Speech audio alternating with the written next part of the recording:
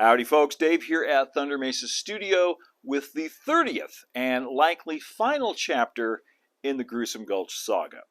Now those of you who have been following along know that the layout was built to be portable.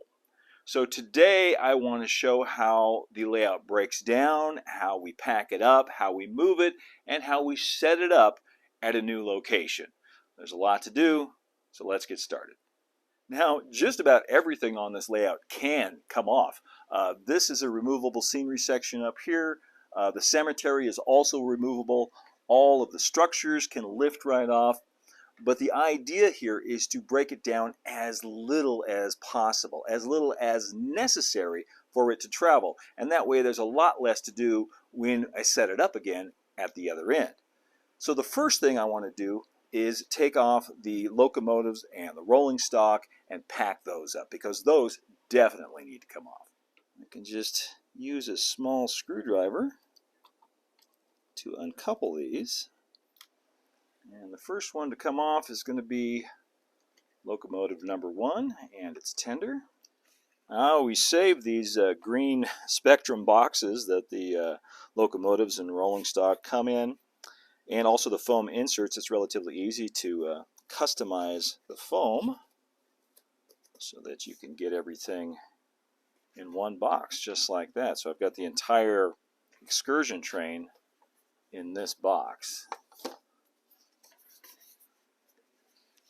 One thing that's really important, and this is going to be a recurring theme, is when you're moving stuff from place to place, you got to label everything.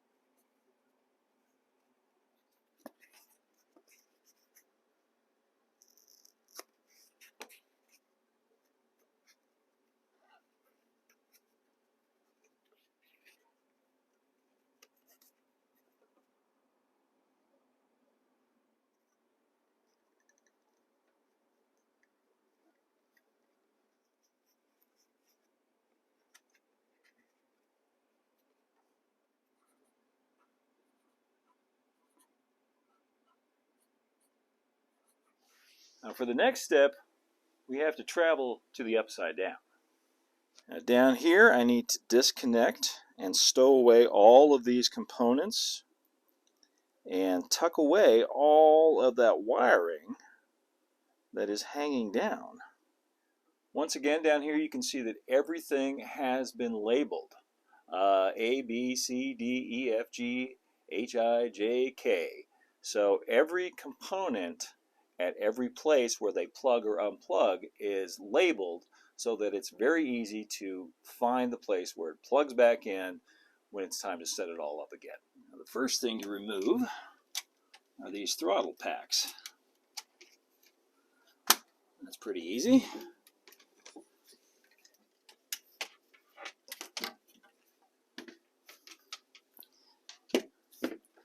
Power strips are permanently attached both to the shelf and here to the leg of the layout. And if you recall, when I first built the layout, there was only this one power strip, and I thought, oh, that'll be plenty. As you can see, I actually ended up adding 2 more. And that's not so much because I needed that many plugs, but it's because of the size, the mass, the sheer enormity of these wall warts. They take up so much room on the power strips that I actually needed to add 2 more just to have room for these. And I'll reach in here and get the digital projector next. That actually has a USB plug. There we go. This is the remote control for the LED strip light that lights up the River of Souls. Keep that with the projector. I'll remove the projector shelf also. Leave the bracket there. Now these are the wall warts for the various lighting buses and sound Go ahead and unplug all those. Now each one of these needs to get wrapped up and tucked away so they're not hanging down underneath the layout. Now all three of those can be tucked into a baggie, and then I can just use some gaff tape to hold it in place right up here, up between the rafters. Now the reason for this is that when the layout is transported, it has to slide into the back of a van or a hatchback, so we can't have anything hanging down underneath these supports. All the wiring has to be tucked up. Now I can go ahead and pull out this removable shelf.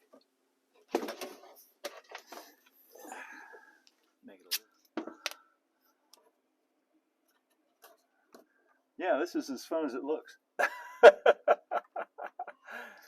All right, everything's tucked in and ready to travel. If my calculations are correct, this whole thing should fit snugly in the back of my Grand Cherokee, all except for this tree, which is about 1 inch too tall. So we'll take it off. Now everything I just took off, along with a couple other things I'll likely need, will travel in this crate. Another thing I'm bringing is this toolbox. It's actually a fishing tackle box, which I've converted into a toolbox, with just a few of the things I might need when I set it up at the other end, to touch up or whatever in case anything gets broken. I've got some Eileen's tacky glue in this bottle. Just go through some of the things I'm bringing.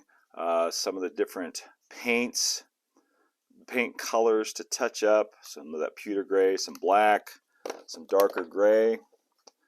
Got some black gaff tape, which is incredibly handy.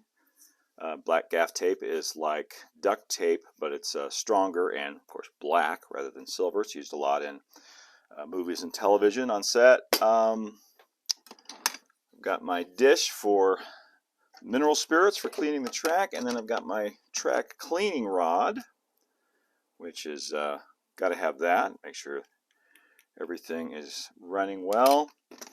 A set of small screwdrivers, some artist tape, my thwacker, my persuader.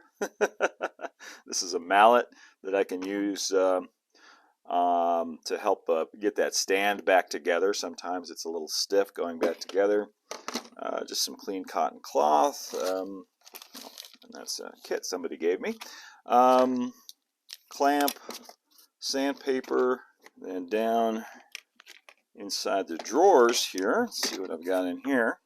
Got some another track cleaning cork, extra pieces of cloth for track cleaning, some thumbtacks, some graphite, which really helps on the rail sometimes, a bright boy, measuring tape, full-size screwdriver, some paint brushes for touch-up.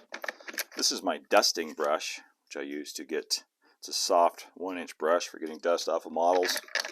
Another flathead screwdriver.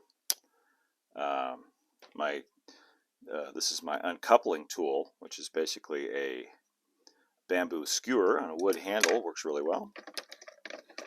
And up here we've got Sharpie, some crazy glue, tweezers, pencils, extra blades for my hobby knife handle, and utility knife, needle nose pliers, scissors, and that's it.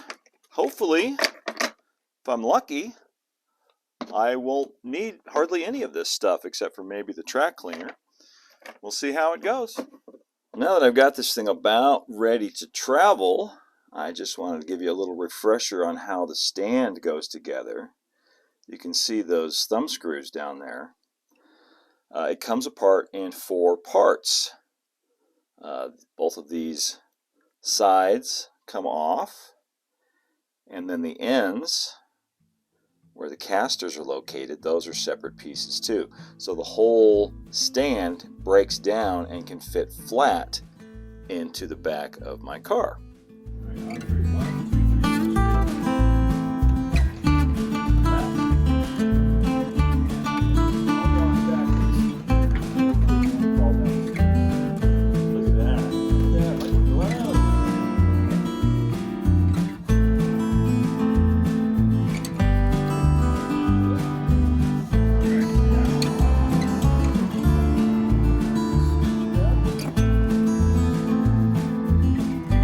How embarrassed I am if this doesn't actually fit.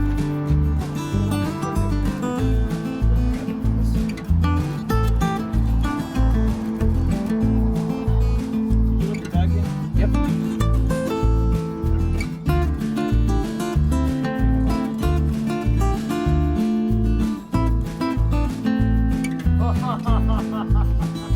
I'm telling you, man.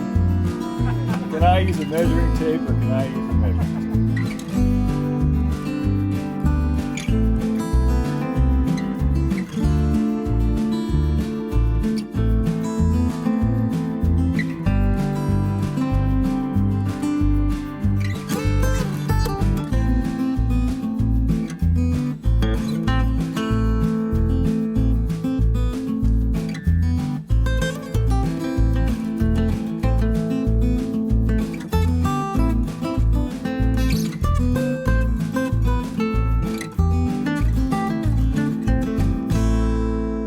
Everything loaded up, and as you can see, it all fits, but just barely. Had some fun loading everything up last night. Got some help from a couple of friends of the channel who also have a studio up at the high school. I want to send a big shout out and thank you to Cody and Will for helping me get this thing packed up here in the back of my little Grand Cherokee. And now I'm getting ready to head on down to Riverside, California. Going to see some friends down there and set this thing up again. I'll show you the front seat here, how packed this vehicle is. All right, on the road. I-17 southbound towards Phoenix. Going to take a little shortcut out through the desert here, Highway 74, Carefree Highway. Out towards Wickenburg. How's everybody doing back there?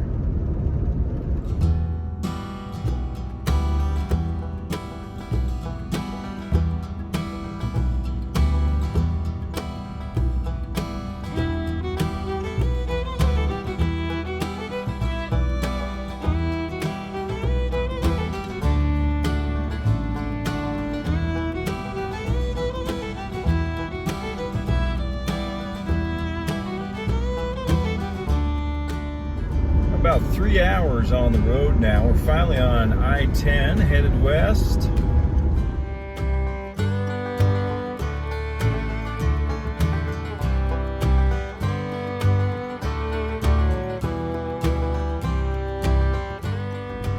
All right, now I just need to cross the Mojave, go through Indio, Amazon Pass, down into Riverside.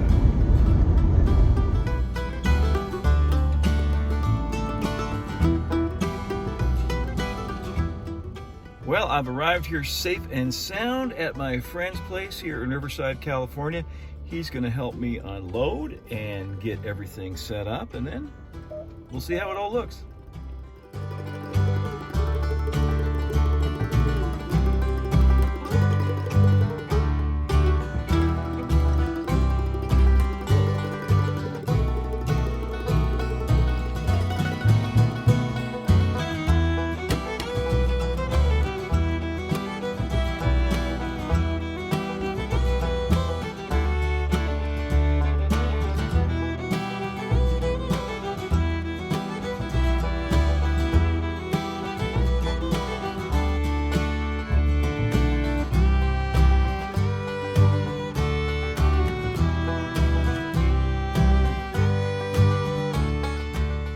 Saturday morning, it's setup day. Everybody's getting set up. There's Bob Kerner. He's going to break my camera. Why? Hi, Bob. Seriously? Because you're so photogenic. There's Carter. How you doing? And this is my little, thank you. This is my little cubby over here. Gary and I set this up last night. This little instant haunted house, I call it. Come back in here and we'll see what the layout looks like in here.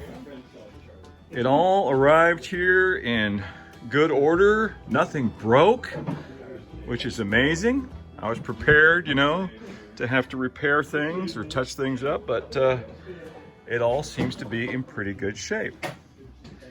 Now I just need to unload the trains themselves, the locomotives and the cars, clean the track, and get this thing ready for display.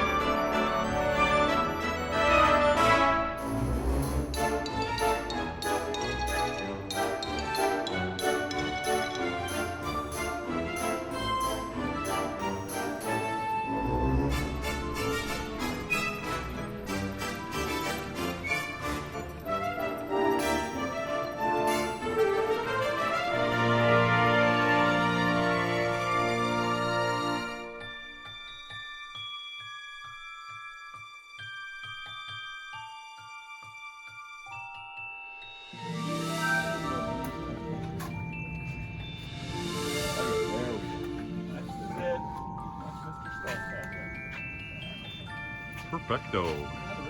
You're videoing it. Dave, you're doing good. Beautiful, man. Thanks. Beautiful. Okay, cut.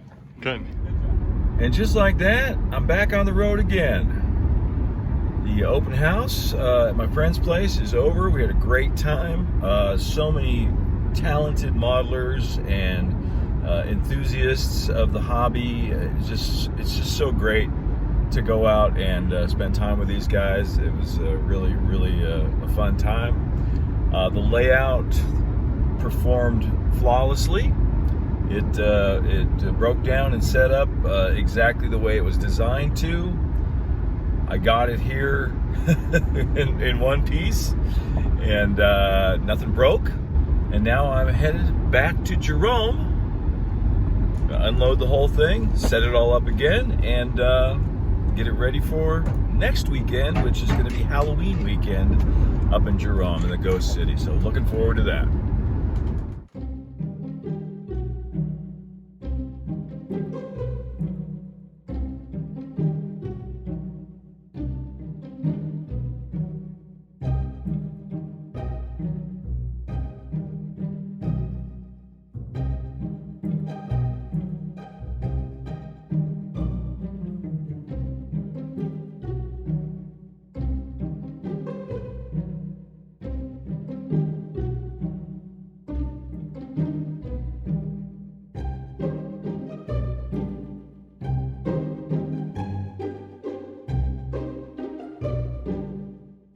One thing I've decided to change after showing the layout out in California is the cavern soundtrack.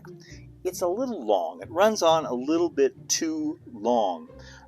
People activate it by pushing this red button down here, and that's what starts the haunted hoedown. But there's a very long preamble. A lot of, just random cavern sound effects, water dripping, bats, and stuff like that, which when Jim Wells and I were first discussing this, sounded like a good idea at the time. But in practice, what happens is people push the button and then just stand here waiting for the show to start. So I have a shorter version of the Caverns Hoedown soundtrack now on a micro SD card. So I'm going to pop the one out of here that's in there and put the shorter one in there. So when people press the button, the show will start right away.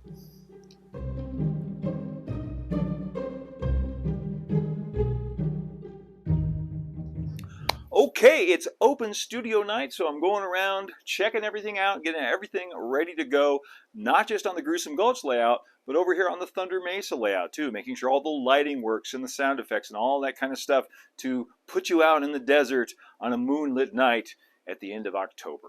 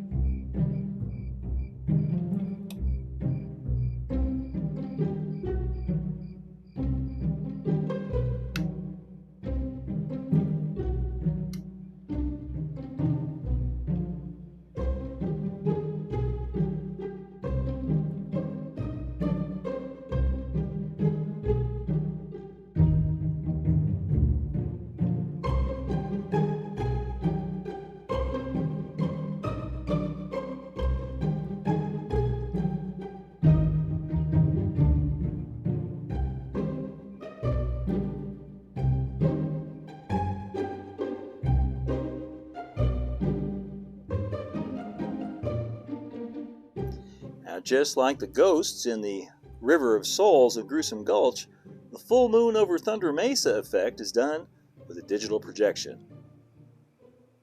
There's even a shooting star once in a while if you watch long enough.